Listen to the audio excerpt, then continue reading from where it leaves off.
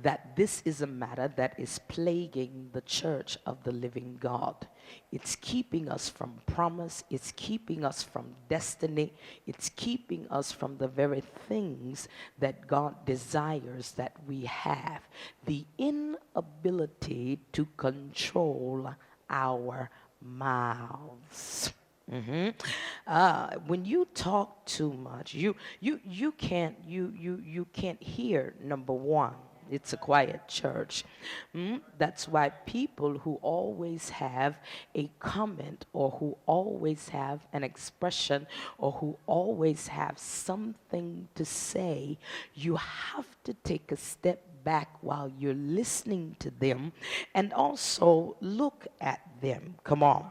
Because you cannot talk all of the time. If you do, then that means that you feel that you have arrived. I told the lady the other day, Sunday, as a matter of fact, just what was Sunday? Yesterday? Lord have mercy. Just yesterday, when we arrived for morning prayer, and she was just having so much to say. You know, the Lord told me, and the Lord showed me, and the Lord. I said, well, how about this? Well, out of all the speaking that God has done to you, I want to make sure I have your attention, so that's why I'm going to tell you this. Out of all the speaking that the Lord does to you, I'm trying to figure why He has not, or why you have not heard Him exclaim to you that cleanliness is not next to godliness, it is godliness. Come on. So out of all that you're saying that God is saying, you mean to tell me that you can't wash your nasty behind? Come on. You've got to understand. You've got to understand.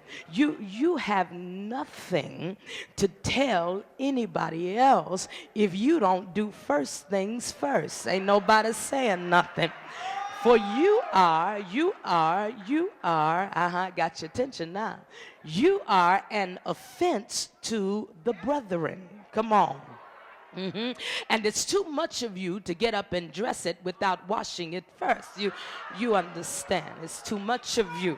So we have to know and understand that anytime there is a constant speaking or a constant conversation coming out of a specific person about any and everything, more than likely those individuals have some unresolved things that they need to deal with themselves. You don't like me, but I'm coming through here tonight. If you always have advice for someone else, but the same advice is not causing you to progress, then you are trying to cover yourself. Come on. Don't continue to give me information when the information that you're giving me is good information, but you are not using it for yourself. Come on. So we have to be cautious with excessive talking, expressing one's opinion. And then with the church, people seem to always have a comment but never want to make a contribution.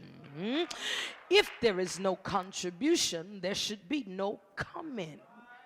Thank you. You don't like it. If there's no contribution, there should be no comment. You have no say.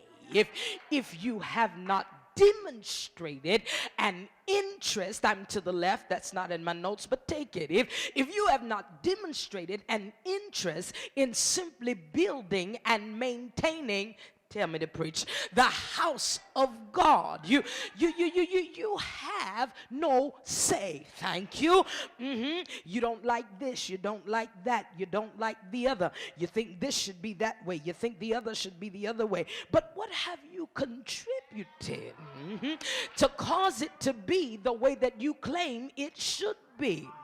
If your contribution is negative speaking, then you can say that. Come on. But we need people who will contribute to the growth and to the development and to the plan that God has given to the leadership. Come on. To explain to the body, and then you take the